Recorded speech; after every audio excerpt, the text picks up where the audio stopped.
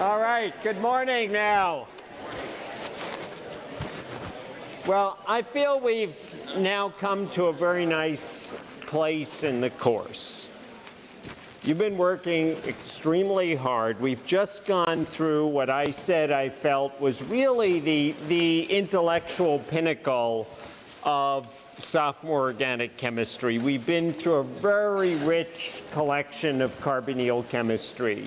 You've experienced it with the enolate and enol chemistry on this quiz, and in this week's discussion, you'll be getting reinforced some of the things we talked about in class last week with all of these wonderful reactions, the aldol reaction, the Claisen reaction, the Michael reaction, the Robinson annulation reaction, all this ability to recognize interrelationships in a molecule, beta-hydroxycarbonyl compounds, alpha-beta unsaturated carbonyl compounds, 1,3-dicarbonyl compounds, 1,5-dicarbonyl compounds, and cyclohexenones. And so at this point, at least as far as the lecture part of the course, that's behind us, and now you're going to be working on that and reinforcing these concepts through the discussion section and the homework problems and our last quiz. So we come into the last few chapters of the class, and I think this is a fun point in the course. We've done a lot of hard work. We're still going to have a lot of nice ideas. This week, we're going to be talking about the chemistry of amines. And in some ways, in a course like this is a neither here nor there chapter of the class, because you've gotten a big richness of the chemistry of amines already. You've learned about their reactions to make amides. You've learned about their chemistry as acids and as bases. You've seen some generation of amines when you studied aromatic chemistry and electrophilic aromatic substitution. So in a way, this week's chemistry is a bit of a refrain. We'll see a few new cool reactions, some cool syntheses, a few neat mechanisms. The next week, we're going to come into the chemistry of carbohydrates. And carbohydrates are going to bring in some carbonyl chemistry. We'll see chemistry of acetals and their formation and their breakdown. We'll see some chemistry of enol, keto, tautomerization, and some acid-catalyzed reactions. We'll come way back to ideas of stereochemistry. We got a little bit of this as we talked about some of our aldol chemistry, and we reviewed some ideas of enantiomers and diastereomers, and you'll get more of that. I'll try to bring in some of the molecular modeling that we did. If things work out right, maybe I'll ask you to bring your computers into class. I'll think about that next week, but be prepared to maybe bring your laptops in next week. And then the final week of class looks like it's going to be a big thing because we've got a couple of chapters. And I want to pick out a few highlights. I guess there's chapter, I think if I remember the numbers, there's chapter 28, and I may have the numbers wrong. But there's a chapter on amino acids, peptides, and proteins. And some of this is going to be redundant with your biochemistry chapters.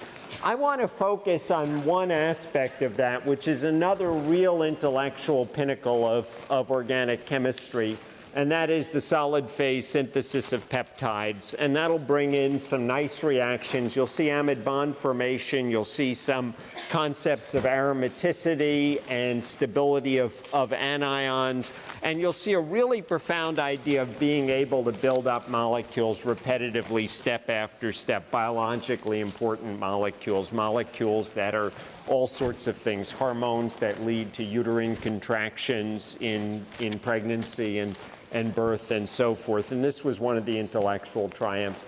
And if everything works out in our timing, and I'll give you a selection from that chapter, from the amino acids chapter, selection to work on. And if everything works out right in our very last class, one of my big laments in organic chemistry is that a lot of the really modern concepts, I mean, some of the chemistry you're going to see goes back more than 100 years. We've talked about some of this chemistry in some of the reactions we've discussed, like the aldol reaction and the Claisen reaction. But if everything goes right, in the last lecture, we'll get just a taste of organometallic chemistry. Not Grignard. I mean, we've already done Grignard chemistry, but chemistry in which metals can act as templates to form carbon-carbon bonds. So we'll see how things go.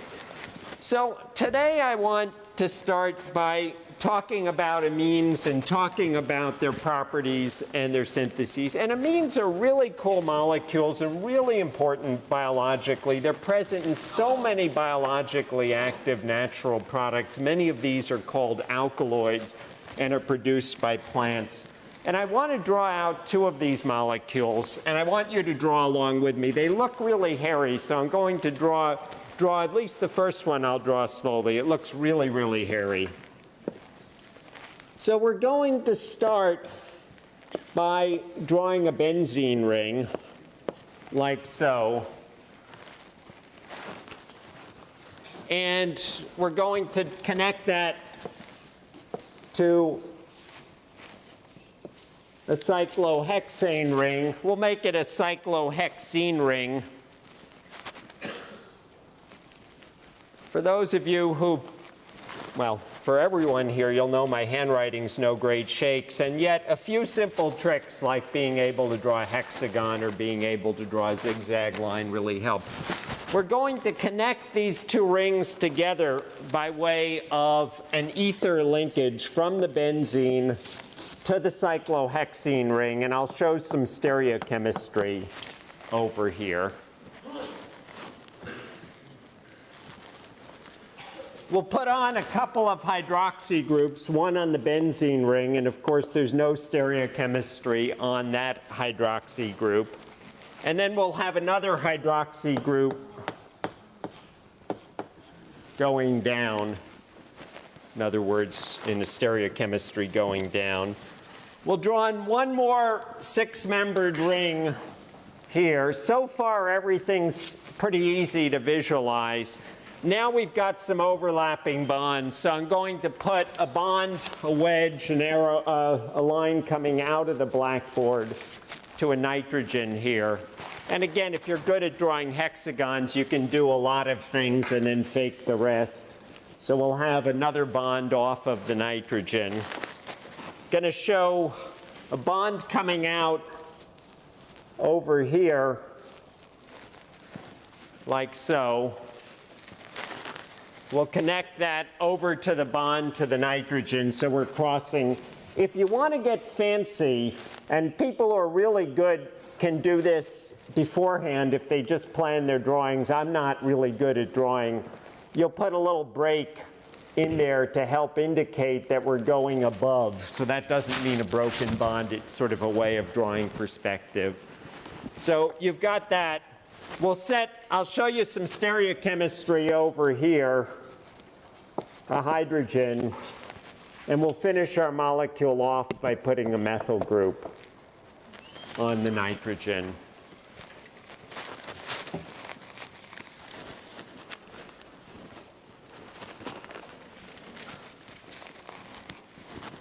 Does anyone know what this molecule is? Morphine.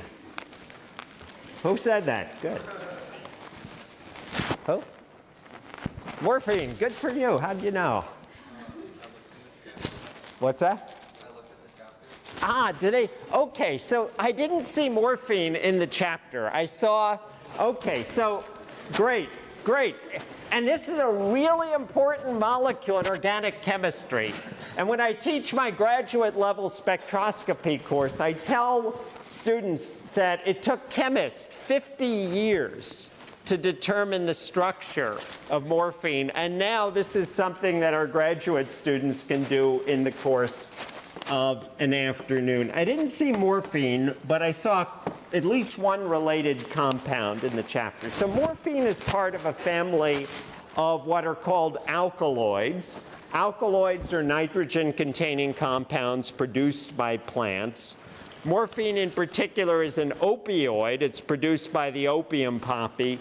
Incredibly important in pain relief. After you know, all of decades upon decades of pharmaceutical research, when you have really bad pain, terminal cancer pain, and all sorts of horrible things, morphine is still the drug that is given. And of course, as an opioid, it's an addictive drug, but you know, at some point, if you have terminal cancer, it doesn't matter.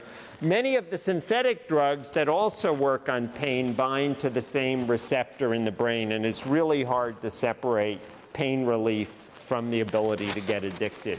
The one I saw in the chapter, I've never taken morphine myself as a drug or in any other context. The one that I've seen in the chapter has a methoxy group over here. If you have, instead of a hydroxy group, you have a methoxy group. That's another opioid. It's codeine. It's great cough medicine. I've taken that one. It's potentially abusable, potentially addictive. Morphine and opium, of course, are widely sought after. I mean, we've got tremendous trouble with drug trade from Afghanistan and so forth, where poppies grow. But what really makes morphine, unfortunately, valuable as a street drug and highly sought is its diacetylation. In other words, if you take morphine and you treat it with acetic anhydride, you get the diacetate over here, an acetoxy group. Anyone know what that drug is? Heroin. Very easy to make heroin. So as I said, morphine is an amine, and it's specifically a tertiary amine. It's a nitrogen with 3 groups on it. I want to draw one other alkaloid. Your textbook really goes to town talking about everything from neurotransmitters like dopamine and serotonin to nicotine, another addictive, highly addictive compound, to all sorts of other molecules, spermine and spermidine. So I'll draw one other molecule. It's based on a bicycloheptane skeleton. So I'll draw out that skeleton. I'll show you a little trick of mine as well. So we know how to draw a cyclohexane ring. And I'm going to show you that everything else you can fake if you can draw one thing. So the one other bicyclic structure that I like to be able to draw is norbornane. And if I can draw this, it's a cyclohexane in a boat with a bridge. If I can draw that, I can sort of fake everything else, because the structure that I'm drawing now is basically norbornane with 1 extra methylene over here, and so you can sort of fake it. And we have, in the bridge position, a nitrogen. It's a methylated tertiary amine group, just like we have in morphine. I don't think this one's in your textbook.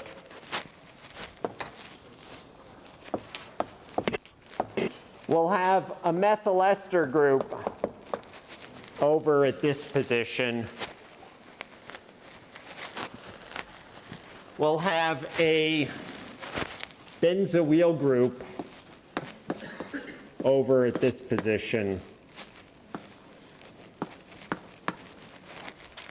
Anyone know what this molecule is? Cocaine.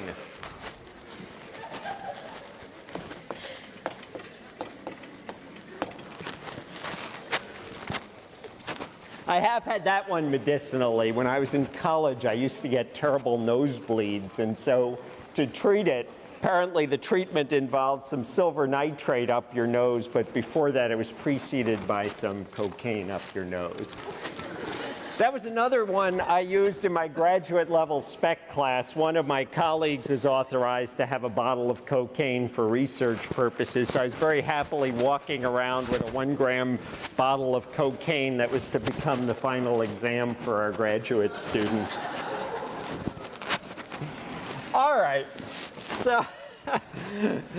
so all of these compounds, and you can see how, and one of the cool things about this is, by this point in the course, you should be good enough with functional groups. So when I go ahead and show you a big hairy molecule like morphine, and I say, yeah, we treat it with acetic anhydride, even though maybe your textbook examples might have included treating isopropanol with acetic anhydride, to get isopropyl acetate, you can understand that these same principles of reactivity apply. You've got a basic amino group in there. The amino group is going to behave as a base. You can extract alkaloids into aqueous acid solution by protonating them. And then you can go ahead and remove various impurities and then go and treat with base and extract back into organic solvents. So you can recognize functional groups. We have an ester group over here. Okay, so the group there is a tertiary amine. I suppose the group is a tertiary amino group, but I'm going to write tertiary amine and just write a generic structure R3N. And I'm not going to be so fussy as to go R1, R2, R3N, but of course you can have 3 different groups. We've used tertiary amines as reagents. You've used triethylamine as a base.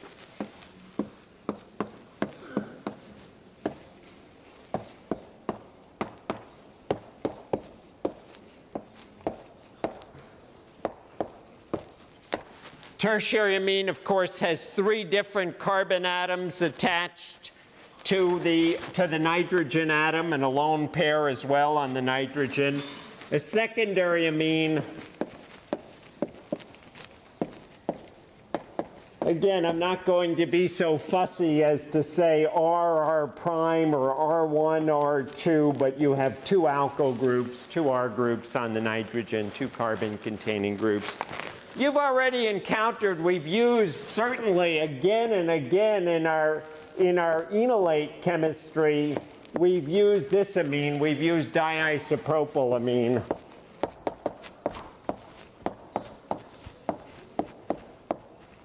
This secondary amine.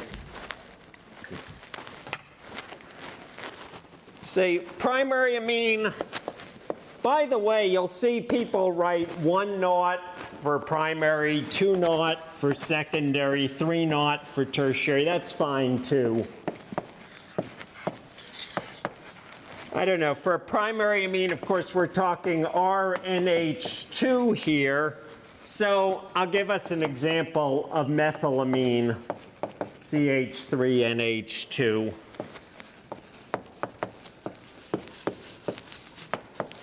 Now, of course, one thing to keep in mind is there's a fundamental difference between talking about amines and talking about alcohols. When we use the notation primary, secondary, tertiary for alcohols, of course, we always have an OH, right?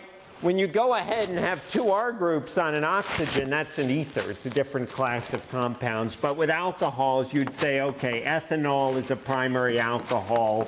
Isopropanol is a secondary alcohol. Tert-butanol is a tertiary alcohol. So that's one thing that's different.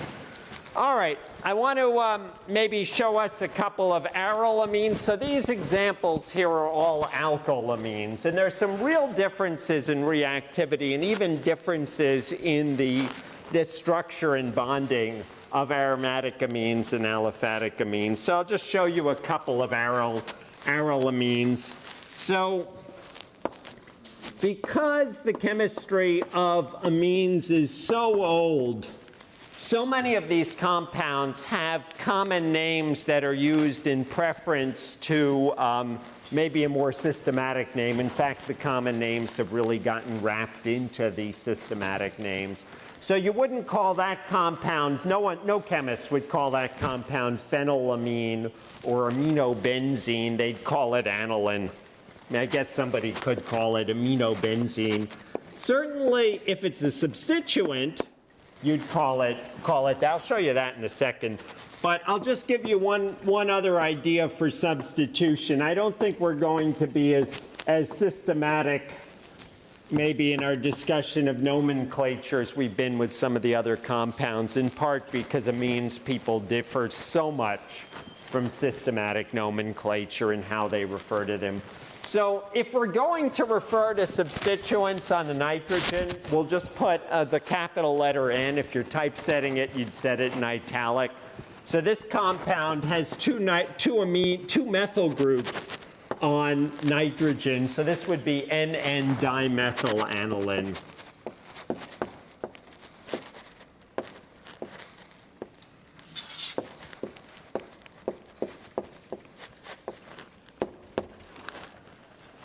And maybe I'll give you one more example. So if you have, remember I talked about substituents and I said, okay, if you have like a carboxylic acid, in general, things are substituents. So for example, if you have a hydroxy group and a carboxylic acid and a long chain alkyl group, you'd call it a hydroxy acid, a beta hydroxy acid, or you'd say 3-hydroxypropanoic acid.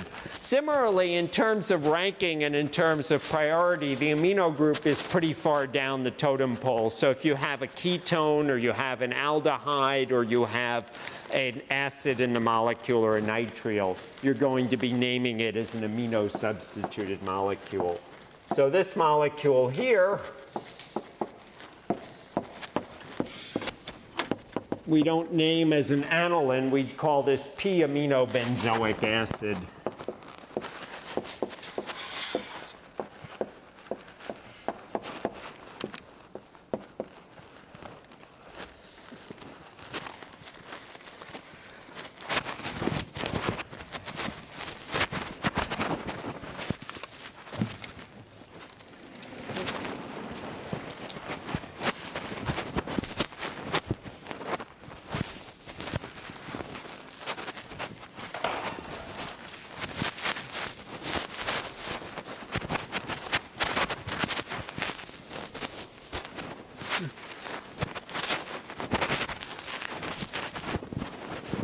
So one of the things that's really defining about amines, as a matter of fact, it's probably the first or second word that I would think about when I think about amines, is they're basic. And we probably also think of them as being nucleophilic.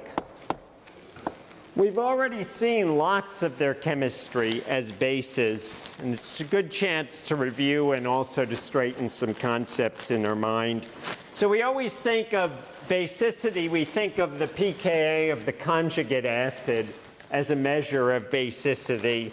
So the pKa of the conjugate acid of an alkylamine, something like triethylamine or diisopropylamine or methylamine, the pKa of the conjugate acid, I'll just write it in generic form. And so like this, the pKa is on the order of 10 to 11. There are a few numbers you should keep in your head. That's one. You can keep 10, you can keep 11, you can keep both. Doesn't much matter. Now, what a lot of students find confusing, and I hope by this point you don't, but it's always good to have a reminder to get things straight in your head, is that if you have ammonia or you have a primary or secondary amine, all of these compounds are amphoteric. And it's very important to keep this straight in our head. So when we talk about diisopropylamine and we talk about making LDA, we're thinking about a completely different equilibrium.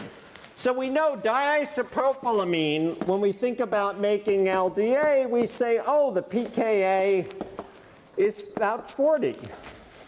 And of course, what we're doing, and I hope by this point that you're on top of this, is we're thinking about two different equilibria. One in which the amine is acting as an acid.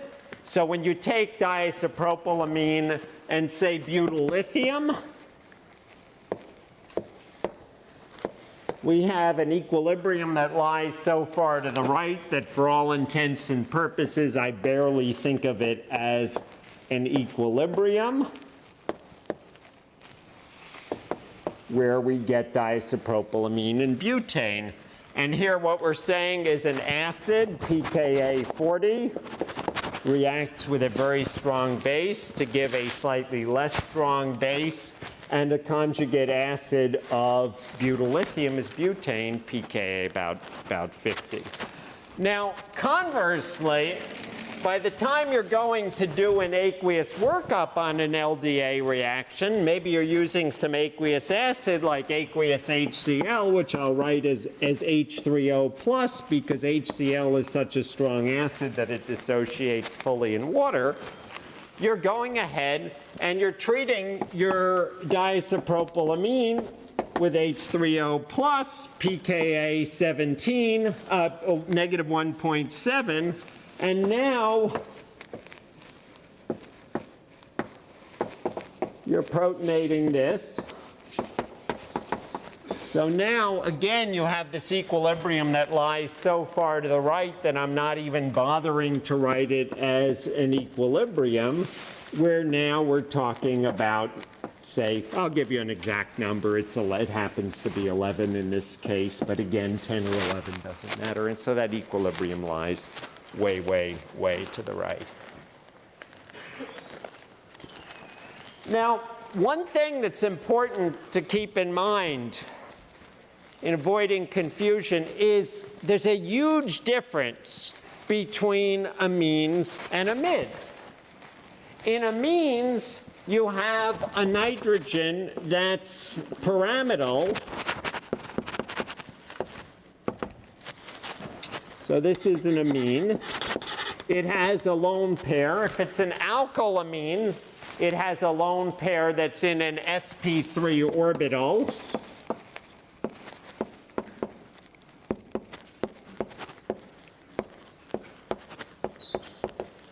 And for an alkylamine, it's not participating, the electrons are not participating in any significant resonance, and so that lone pair is available to protonate. Now, where a lot of students get confused the first time around is thinking in comparison to amides. And so I'll take, say, a generic amide, but of course it could be, in this case, dimethylacetamide. Now, the huge difference is, yes, you have a lone pair on that nitrogen, but that nitrogen is tied up by resonance, so it's not available. The lone pair is not available. If I had to characterize amides, I'd say simply not basic. It's not exactly true. They're basic, but very weakly basic. pKa sort of into the negative range, -1 for the conjugate acid. But they're not basic on nitrogen. It's the lone pairs on oxygen that actually protonate. That lone pair is tied up by resonance. And in fact, because you have a good degree of double bond character, for all intents and purposes, your lone pair really is more like sp2 hybridized, and your nitrogen is almost planar. I'll say little tilde, approximately planar. Just think of it as planar, and think of it as approximately sp2 hybridized.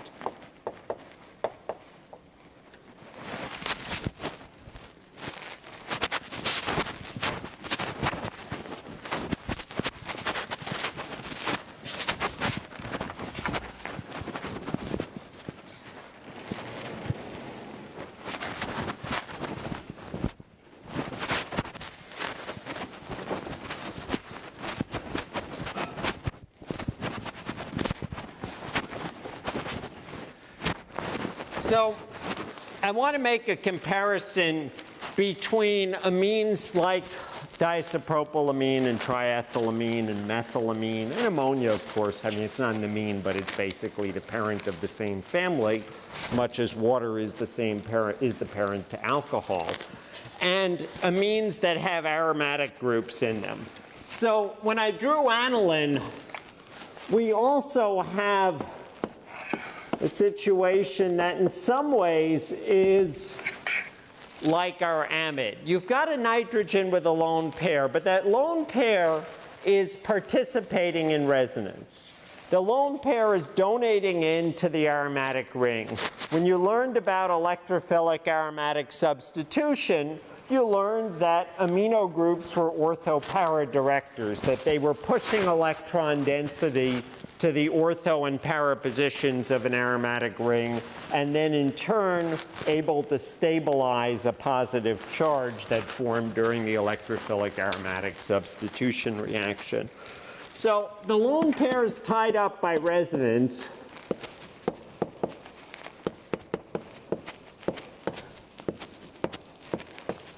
And it's sort of halfway between the degree to which it's tied up by resonance in an amide and the degree to which it's available in a simple aliphatic amine, a simple alkylamine.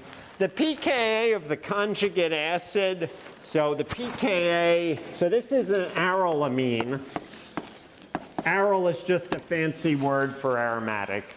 And the pKa of, if you want to write it as ArNH3 plus, the conjugate acid of a generic arylamine, could be aniline, vary a little bit by substituents there. We're talking about 5. Whoops, not 50, 5. So in other words, not as non-basic as an amide, but not nearly as basic as an alkylamine. There are other nitrogen-containing organic compounds. There are all sorts of nitrogen-containing heterocycles, and some of them you should already know from discussion of aromaticity and structure and bonding. So for example, pyridine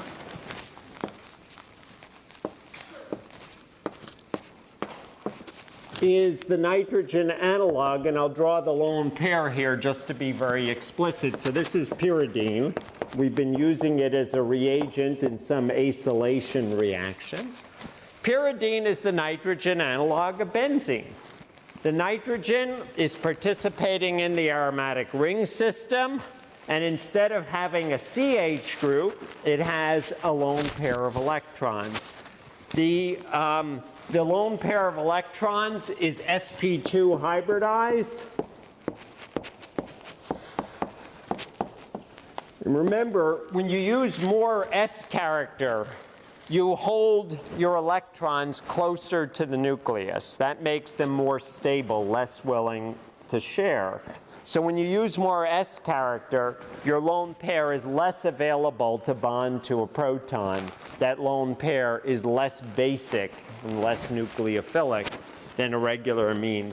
So the pKa of pyridinium, the conjugate acid of pyridine,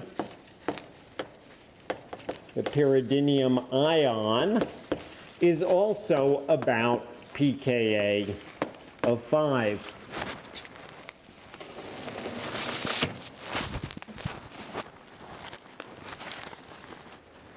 I want to give you one other nitrogen-containing heterocycle, and it's one that you've probably seen before in your discussion of aromaticity. And this nitrogen-containing heterocycle is pyrrole. Now, pyrrole's another one I think that beginning students often find confusing, because you look at that, you say, oh, there's a lone pair of electrons on the nitrogen. It looks like it ought to be basic. And that lone pair of electrons ends up being part of the aromatic pi system.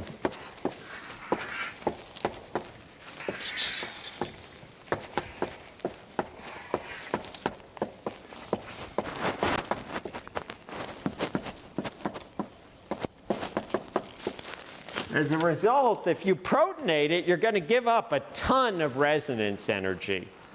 That lone pair, just like the lone pair in amides, is for all intents and purposes not basic. Pyrrole can protonate, but when it protonates, it actually ends up protonating on carbon, not on nitrogen.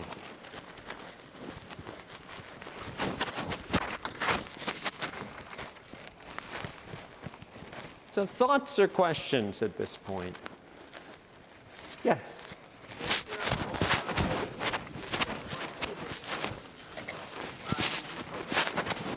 Why can they, if they're all like not very So, okay, when we're talking about basicity, this is what I was talking about with the concept of amphoteric. When you're thinking about how basic something is, you have to throw a switch in your mind and say, that means I need to think about the conjugate acid.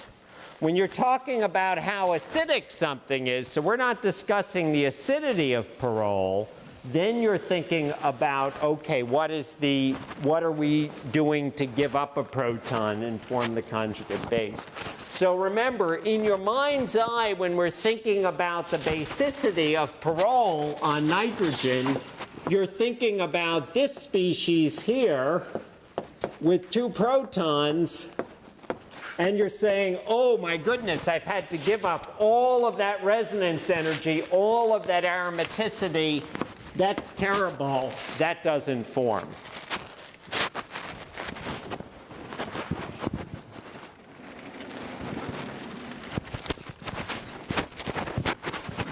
Parole doesn't have quite as much resonance energy as benzene, so you don't have, it's not quite as bad to protonate on the ring, and it's very reactive in electrophilic aromatic substitution. Now, okay, so as I said, to me, basicity really characterizes amines. The other thing, if I had to think about amines and sort of say, what do I think about amines? I'd say, to some extent, I think of them like alcohols, but less so in everything except basicity. And I'll show you what I mean in a series of discussions of properties in spectroscopy. So amines are kind of like alcohols, but less so. They're less polar than alcohols.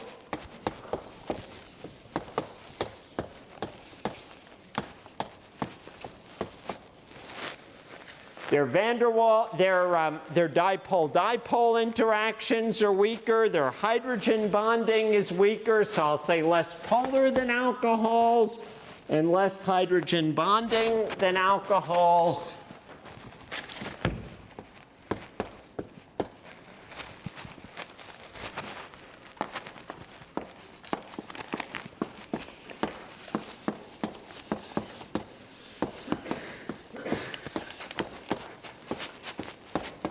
There are a few compounds it's kind of worth having in your head as a reference point. Methanol or ethanol are sort of good ones. You've probably worked with them in laboratory. You should know that methanol is a liquid. If you don't know the exact boiling point, you at least would know it's a volatile liquid. It boils lower than water. It happens to have a boiling point of 65. It's toxic. It's a lower boiling point than ethanol, but not that much lower. And unlike ethanol, it causes blindness, permanent blindness, not being blind drunk. So if I compare, say, methylamine, which you'd say, okay, it's about the same weight. It should have about the same, it's about the same size. It should have about the same van der Waals interactions. And so then differences are going to be in hydrogen bonding and dipole-dipole interactions. So methylamine, by contrast, is a gas. In other words, the molecules don't have enough interaction with each other to cohere into a liquid at room temperature. It's a gas until you cool it to -6 degrees at atmospheric pressure. Of course, if you have it at higher pressure, it's a liquid. Now, by contrast, again, to simple compounds, if you look at something about the same size, if you look at ethane, again, it's just two heavy atoms, 2 second-row atoms, and it's about the same size and the same weight. But you don't have dipole interactions. You'll have van der Waals interactions. You don't have hydrogen bonding. And ethane, of course, is a gas. Its boiling point is -88 degrees. So by the time you're down to a molecule of that size, you really have to go cold. So you look at this and you'd say, well, okay, methylamine is like halfway between methanol and ethane in terms of its interactions. It doesn't hydrogen bond as much. It doesn't participate in as many dipole-dipole interactions or as strong dipole-dipole interactions. And not surprisingly, that tracks with electronegativity, because electronegativity is basically a statement of the property of elements. And so nitrogen is less electronegative than oxygen. Nitrogen, the electronegativity is 3.0. And oxygen, the electronegativity is 3.4.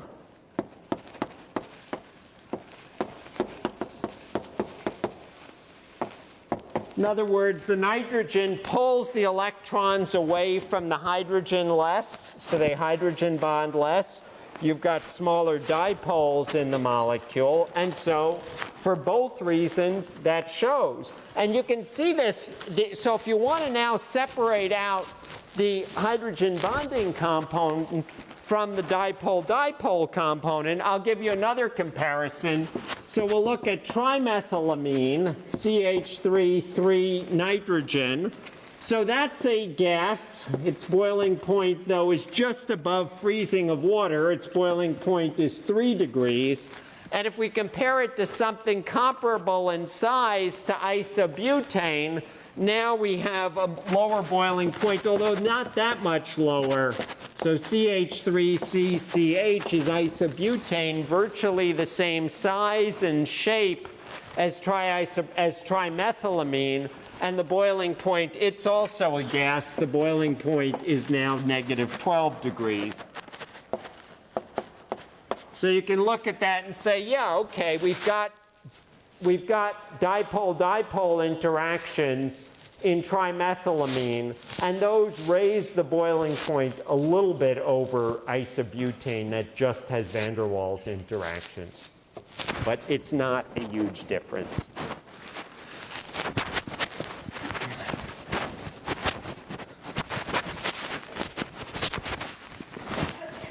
All right, in so many ways, amines are lesser versions of alcohols.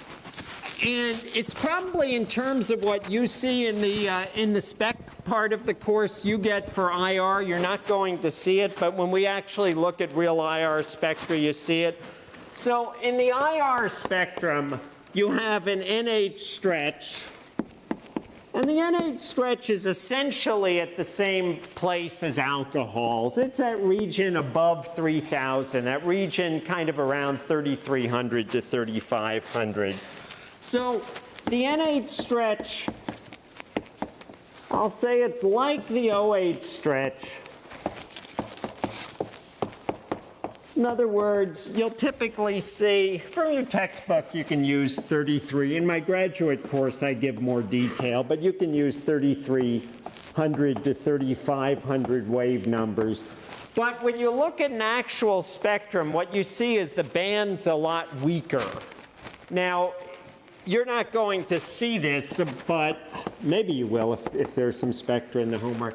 But what I mean is an alcohol really stands out. It really yells at you. An amine kind of whispers at you. You can look with a small amine and you go ahead and you say, oh yeah, I can see it. But by the time you get to a big compound with an amino group in it, it's very, very weak.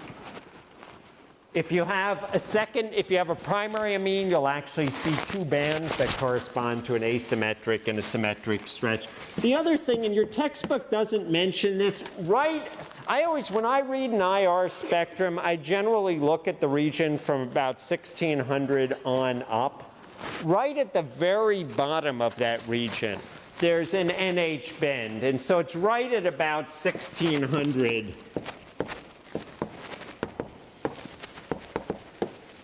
And it's just below it. The thing that I'll mention to you, since you may see it in your lab course, or maybe you'll see it in one of your homework courses, homework problems, it's just below where the carbonyl group occurs. So the carbonyl group, we said normally about 1700, but then we said for amides it can be about 1650 or 1660 or so.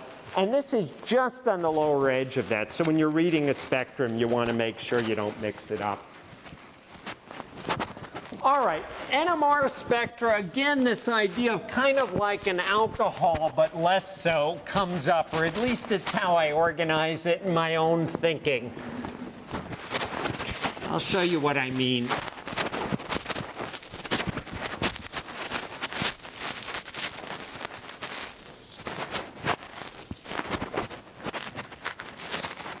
To me, when I'm thinking about an alcohol,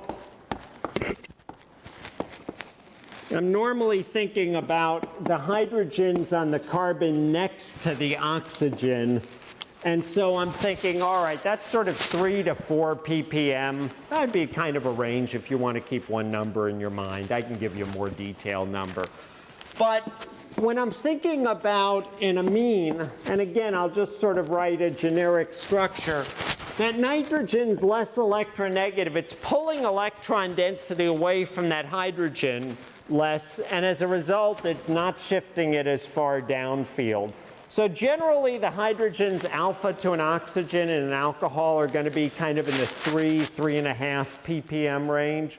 In an amine, it's going to be in the sort of 2 to 3 range. Your textbook gives 2.3 to 3, which I think is a good sort of general assessment, but remember, those are always loose. In other words, dimethylamine is 2.3 ppm. By the time you go to a more sterically congested group or a more substituted group like diisopropylamine, you're more toward 3 ppm. The NH, so when we talked about alcohols, or when you talked about alcohols in spec, you said they're all over the map due to hydrogen bonding. And it's kind of the same thing about the NH group.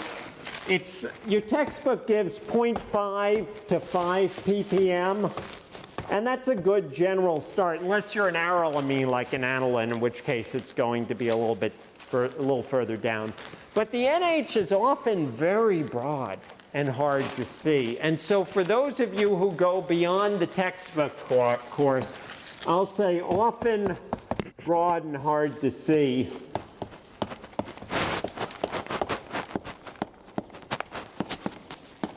And by that I mean you take an NMR spectrum and you may be looking for the NH and say, oh, this can't be an amine, I don't see an NH. And in fact, it's just that the NH is so far broadened out. In the C13 NMR and the carbon 13 NMR spectrum, again, we're sort of like an alcohol, but less so. In other words, for an alcohol, I think for the oxygen bound to carbon, about 50 to 70 ppm. And it's pretty characteristic because by that point, you're down far enough in the carbon, you're away from everything else. For an amine, you're really not that well separated. The carbon that's bound to a nitrogen is in about the 30 to 50 ppm range, which isn't that far from other sorts of carbons that may not have electronegative substituents on them. All right. So that kind of gives the quickie view of the spectroscopy of amines and their properties. And as I said, a lot of what we're going to see, particularly today, is a refrain of some of the chemistry you've seen of amines before, like in the aromatic chapter. So in the synthesis of amines, by way of a quick review,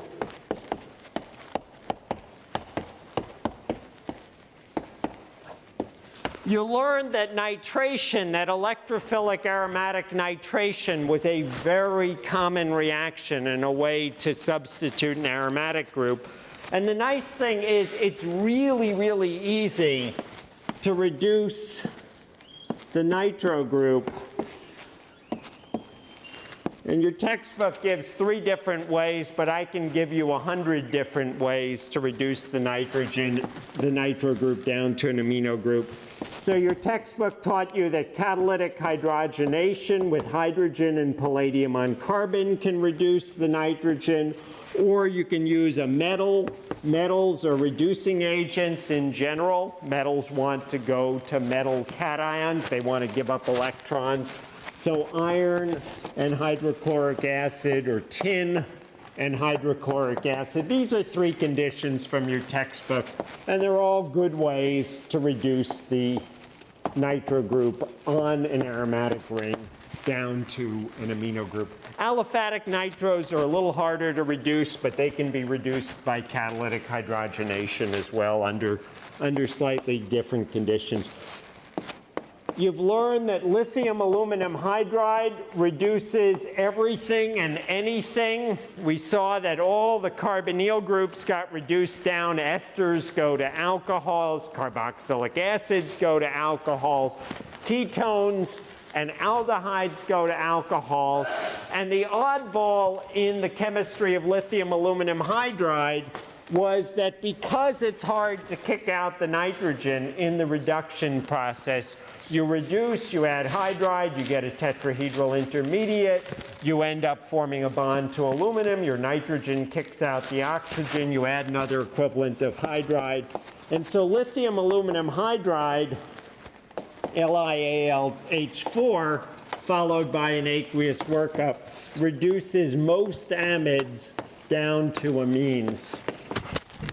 Lithium aluminum hydride reduces just about everything except carbon-carbon bonds in general.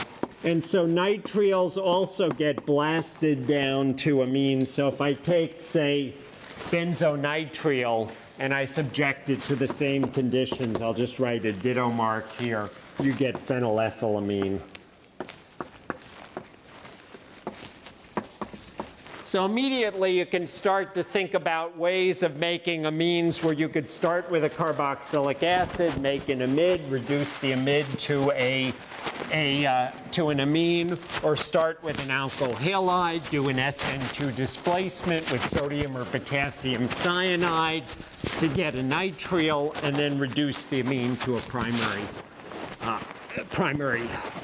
reduce the nitrile to a primary amine. All right. So one of the other analogies I like to make, because nitrogen and oxygen are very similar in a lot of their structure and bonding. Nitrogen, of course, has three valencies. Oxygen has 2 valencies, so there are differences. Nitrogen is less electronegative than oxygen, so compounds with bonds to nitrogen end up being less electrophilic with double bonds to nitrogen. And yet, in many ways, you can see similar reactivity. So in the broadest sense of abstraction, if we have some carbonyl compound, a ketone or aldehyde,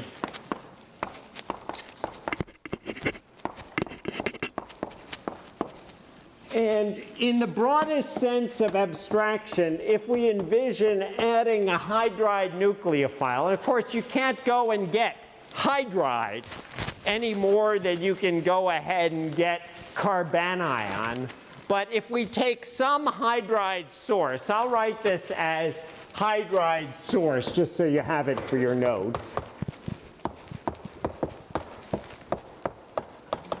Of course, you reduce after some sort of aqueous workup, you reduce, and again, we're talking very broad abstractions here, you reduce your ketone to, or your aldehyde to an alcohol.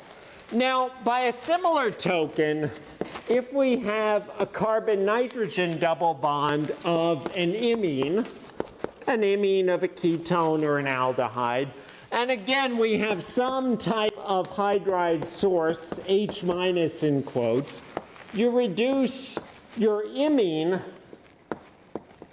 to an amine, like so, very much by analogy.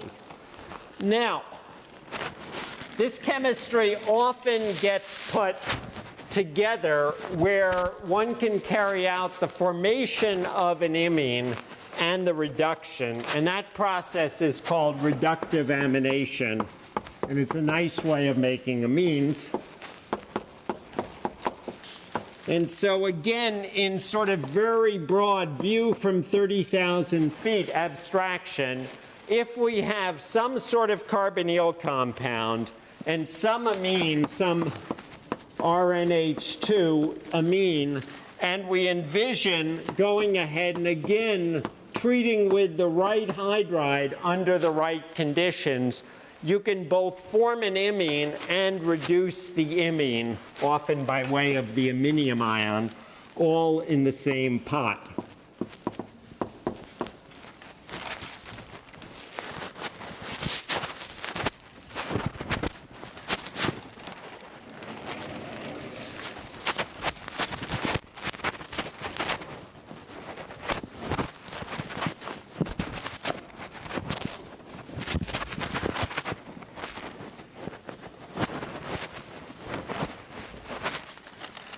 All right, the reagent that's often used to achieve this transformation is sodium cyanoborohydride, NaBH3CN.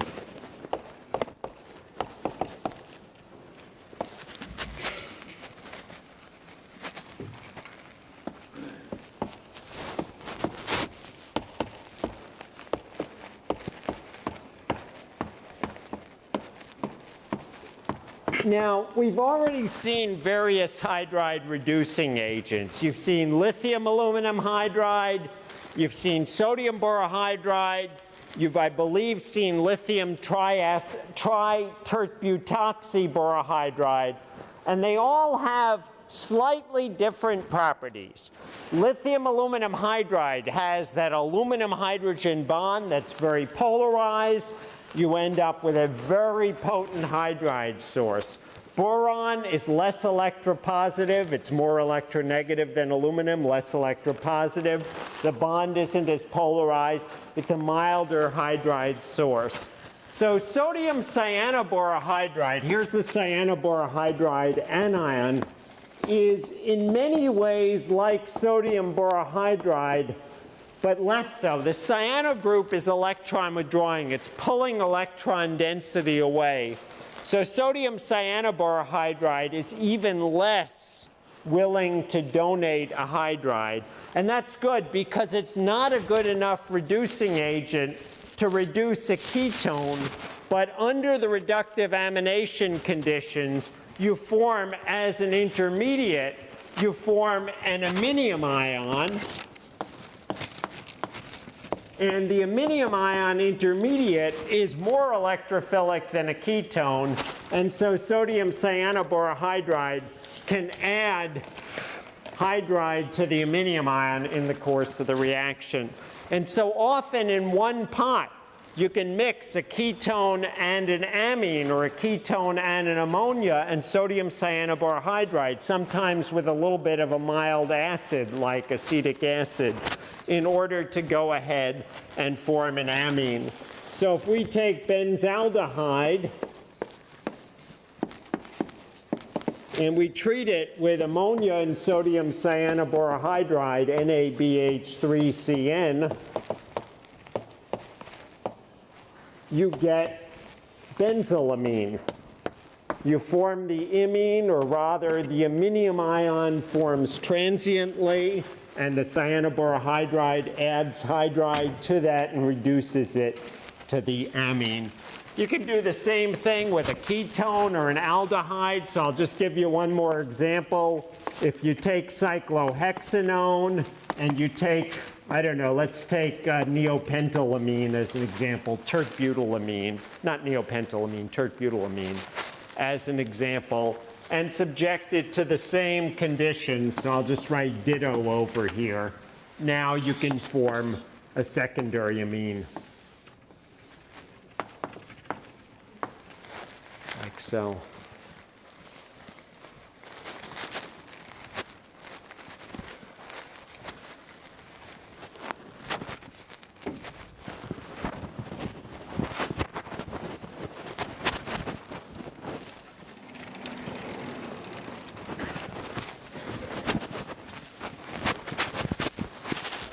Chemists, as I've emphasized all along, like to be able to build molecules. It's useful to be able to take simple stuff and make it into more complex molecules, yes, including cocaine, which one can synthesize chemically, and morphine. The nitrogen atom is a beautiful linchpin for synthesis because the nitrogen atom is nucleophilic, and so it can act as a nucleophile in an SN2 displacement reaction. So it seems like it would make sense that a useful way to go ahead and build up complexity in a controlled fashion would be to alkylate that nitrogen, but it's not so simple. Usually, the product of the reaction, which is also an amine, or really an ammonium salt in equilibrium with an amine, usually the product of the reaction is even more nucleophilic. So if I take benzylamine and I treat it with methyl iodide, CH3I, even if I use one equivalent, you'd say, well, that should be an easy reaction. I should just get the monomethylated product. And the problem is, as the monomethylated product forms by an SN2 displacement reaction, protons come on, protons go off. As the reaction's proceeding, you have amine present. And so now you have methylamine. So you also end up getting, the dialkylated and trialkylated products.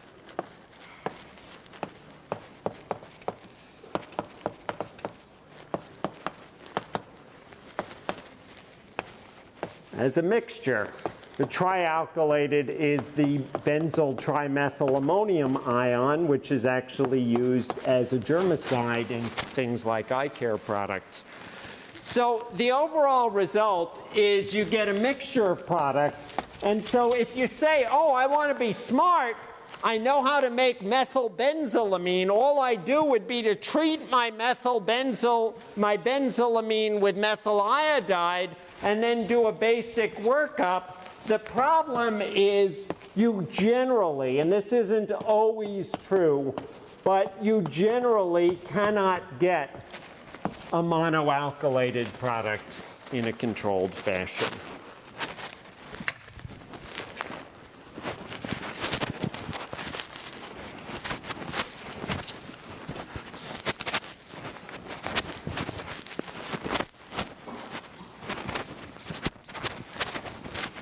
So the big problem is once the SN2 alkylation has occurred, the amino group, well, it's protonated, but protons come on and off under the reaction conditions.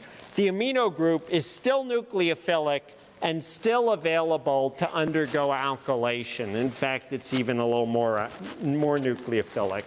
So imagine for a moment that I wanted to go ahead and do an SN2 reaction. Imagine for a moment that I had hexyl bromide and I wanted to treat it with ammonia. And I've already said on the previous blackboard, I get a mixture of products. The solution that chemists have developed is to take away the nucleophilicity of the amine after it's done the alkylation, to make it so that it's no longer nucleophilic. And the solution to this is called the Gabriel synthesis of primary amines.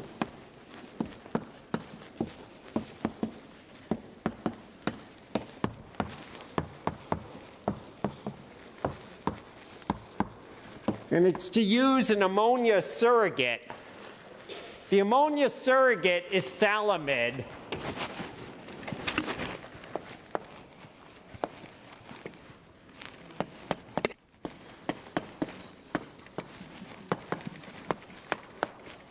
PHTHALIMIDE. It's an imide. An imide is like an amide with two carbonyls on the nitrogen. It's the nitrogen analog of an anhydride. The proton, having two carbonyls next to it, is extra acidic. And so a base like sodium hydroxide can pull it off. Your textbook lists a pK of about 10. Other sources list a pK of about 8. And so if you treat this with a base like potassium hydroxide in ethanol, and then now you pull off the proton, you generate the anion. The anion is nucleophilic, but it's nucleophilic in a controlled fashion.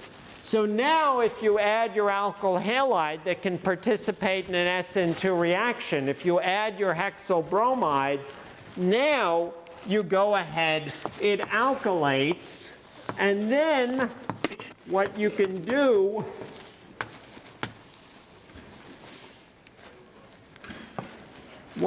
do now is in another step treat with strong base or strong acid. So we'll go and treat this with sodium hydroxide. You can also use hydrazine, but we can use sodium hydroxide, water, and heat. And that goes ahead and it makes your amine. And it also makes, as the byproduct, it hydrolyzes the imide.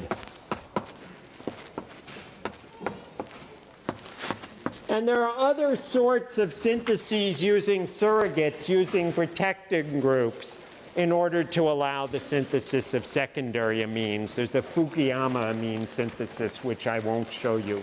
All right, I think this is a good stopping point. We will pick up with more chemistry of amines next time.